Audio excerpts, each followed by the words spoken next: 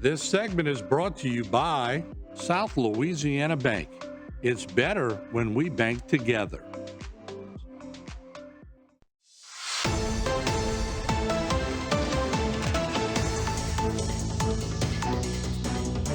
Welcome to Bayou Time. I'm Jacob DeGate. Glad to be your host, and I'm glad to have a very familiar person as our host this time. Well, not as our host, as a guest. Keith Special guest. Weisheit. Thank you very much for joining us. You're very welcome, Jacob. All right, sure. It is holiday season. Happy Thanksgiving, holidays. But with holidays, comes sometimes could be a lot of sadness with people who have lost people. I know that's something that you're recently going through. And again, I want to say my condolences about the loss of your mother. But I know that you have some tips for people, in that situation, if you want to tell them. Yeah, it's really interesting. Charles Dickens said in Tale of Two Cities, it's the best of times and it was the worst of times. And my dear friend Tanny Lynn Webb told me a little bit about how you can have grief and happiness at the same time. And I think very often that's what happens for people. And it's really interesting because it happens on three different tiers. From a physical standpoint, we look at some of the people that have lost some independence. Let's say grandma's hosted for 40 years at her house, and now she's having some physical challenges.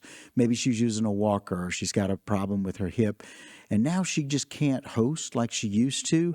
And so we have that grief and loss that comes with that lack of independence.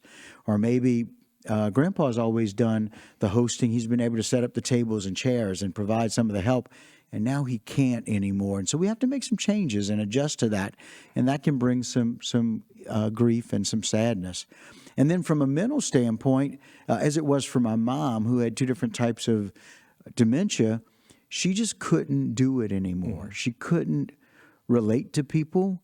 And so they stopped hosting several years ago. And so when the holidays come up where I've got that anticipation of, man, I really want to do something. Let's do what we used to do. We celebrate some of those traditions that we've always had.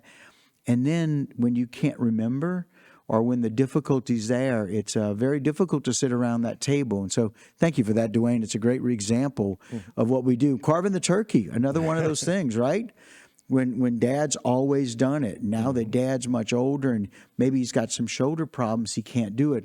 Or maybe he can't remember to do it like he used to. It's a real struggle. And then as you mentioned at the start of the show, very often we have the grief that comes with loss. And we have that anticipation of spending the holidays with our family, and we have a family member that's not there. For me, my mom died 2 weeks ago at almost exactly this hour. Wow. And so really interesting. And this is the first holiday. This is the first Thanksgiving we'll have without my mom. And 86 years, 61 years of marriage to my dad, and it's different. And then there's the grief and loss that we have for those people that are left behind, right? And we have a little bit of what we call survivor's guilt, where they're gone and we're here. And that's that emotional challenge. And so we've talked a little bit about the physical challenge of not being able to do it, the mental challenge for the people that cognitively that can't do it. But then there's those people that emotionally struggle. And we keep asking, right? We keep asking, especially with my dad, we keep asking, are you okay? What do you need?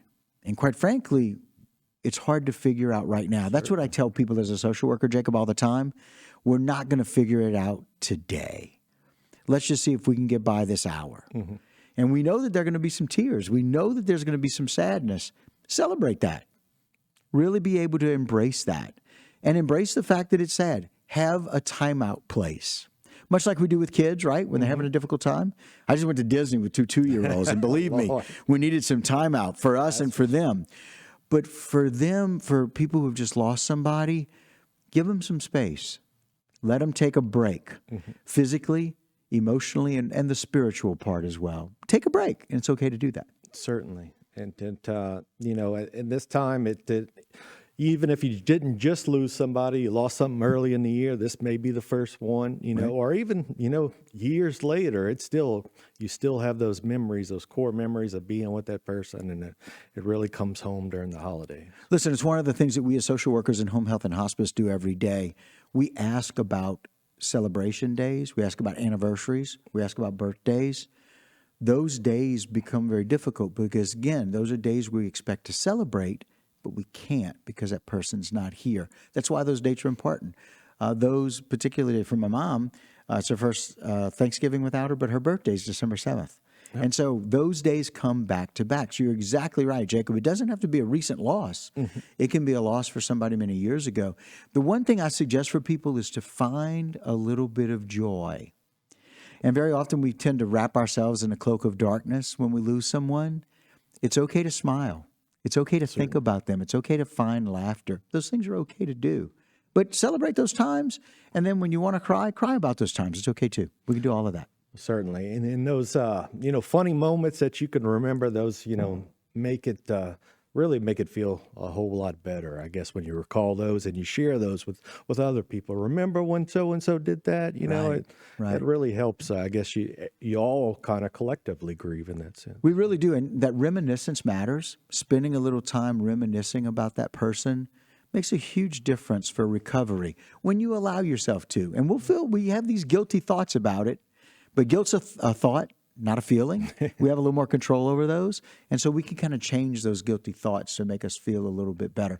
That's how we get through the holidays, and that's how we celebrate those that are here, and we get to honor those that are not.